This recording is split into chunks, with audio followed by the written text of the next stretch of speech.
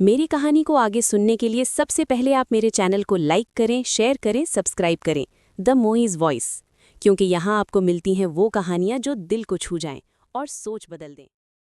زخمی آدمی کی کمزور آواز فضا میں گونجی۔ تم؟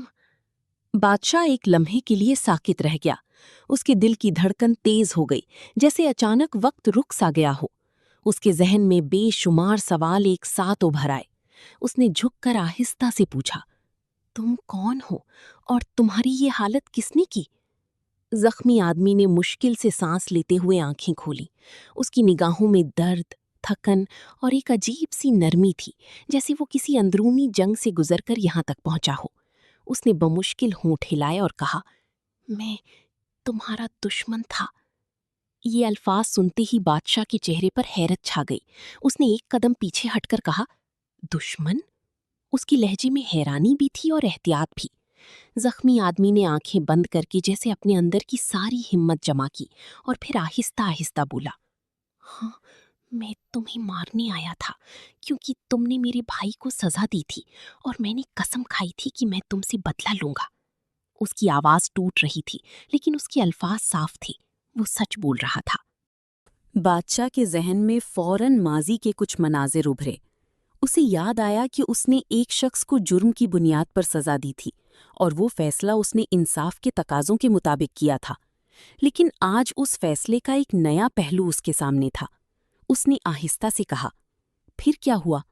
تم اس حالت میں یہاں کیسے پہنچے؟ زخمی آدمی نے بمشکل آنکھیں کھولیں اور بولا، جب میں یہاں آیا، تمہاری محافظوں نے مجھے پہچان لیا اور مجھ پر حملہ کر دیا۔ میں زخمی ہو گیا۔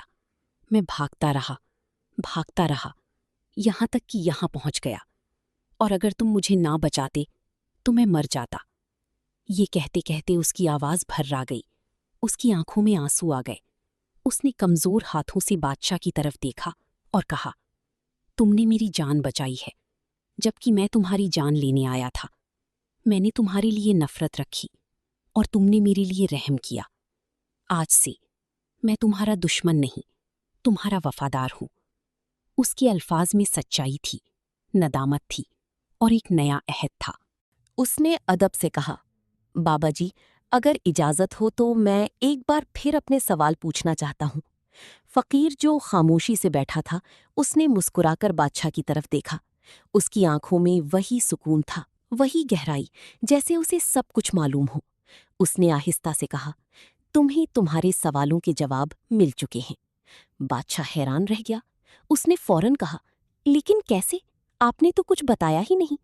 فقیر نے نرمی سے کہا، اگر تم کل میری کمزوری دیکھ کر میری مدد نہ کرتے اور چلے جاتے تو وہ آدمی تم پر حملہ کرتا اور تم پچھتاتے۔ اس لیے سب سے اہم وقت وہ تھا جب تم میری مدد کر رہے تھے۔ بادشاہ خاموشی سے سنتا رہا۔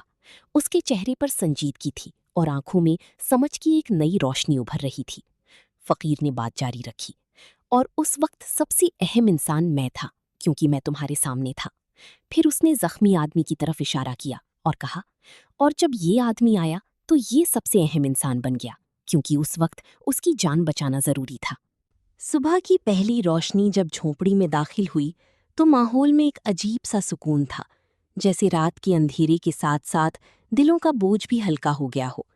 ٹھنڈی ہوا درختوں کے پتوں کو ہلا رہی تھی اور پرندوں کی آوازیں ایک نئی شروعات کا اعلان کر رہی تھیں۔ بادشاہ نے زخمی آدمی کو آرام سے لٹایا، اس کے سر کے نیچے کپڑا رکھا اور کچھ دیر اسے دیکھتا رہا۔ اس کے چہرے پر اب سکون تھا، جیسے اس نے صرف زندگی ہی نہیں بلکہ ایک نیا مقصد بھی پا لیا ہو۔ پھر بادشاہ آہستہ آہستہ فقیر کی طرف بڑھا۔ اس کے دل میں اب بھی وہی 3 سوال موجود تھے، لیکن اب ان سوالوں کے پیچھے ایک نیا احساس تھا۔ پہلے وہ صرف جواب چاہتا تھا، اب وہ سمجھنا چاہتا تھا۔ پہلے اس کے دل میں بے چینی تھی، اب ایک عاجزی تھی۔ بادشاہ نے گہری سانس لی۔ اس کے دل میں جیسے کوئی گرہ کھل رہی تھی۔ وہ آہستہ آہستہ اس سچائی کو محسوس کر رہا تھا جو اتنی سادہ تھی مگر اتنی گہری بھی۔ فقیر نے اپنی بات مکمل کرتے ہوئے کہا، اور سب سے اہم کام ہمیشہ یہی ہوتا ہے کہ جس انسان کے ساتھ تم ہو اس کے ساتھ بھلائی کرو، کیونکہ یہی وہ لمحہ ہے جو تمہارے پاس ہے اور یہی وہ موقع ہے جو تمہیں دیا گیا ہے۔ चंद लम्हों के लिए मुकम्मल खामोशी छा गई। सिर्फ हवा की सरसराहट सुनाई दे रही थी। बादशाह ने आहिस्ता से सर झुका लिया। उसकी आंखों में नमी थी, लेकिन उसके दिल में सुकून था।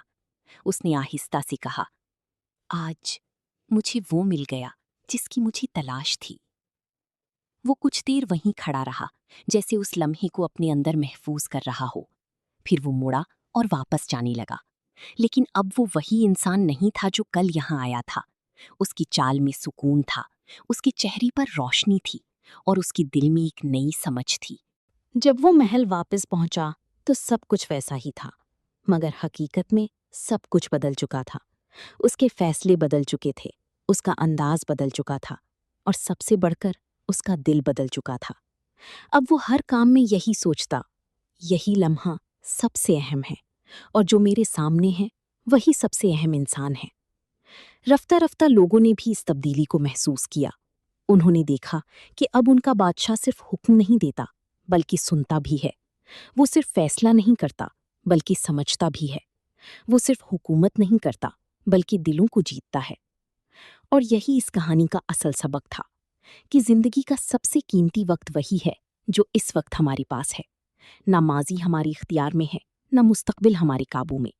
असल जिंदगी हाल में है और सबसे अहम इंसान वही है जो इस लम्हे हमारे साथ है, चाहे वो कोई अपना हो या अजनबी। और सबसे अहम काम यही है कि हम उसके साथ भलाई करें, उसकी मदद करें, उसके लिए आसानी पैदा करें। क्योंकि शायद हम नहीं जानते कि कौन सा लम्हा हमारी जिंदगी बदल दे और कौन सा अमल हमें वो सुकून दे दे जिसकी हम सारी जिंदगी तलाश करते रहते हैं।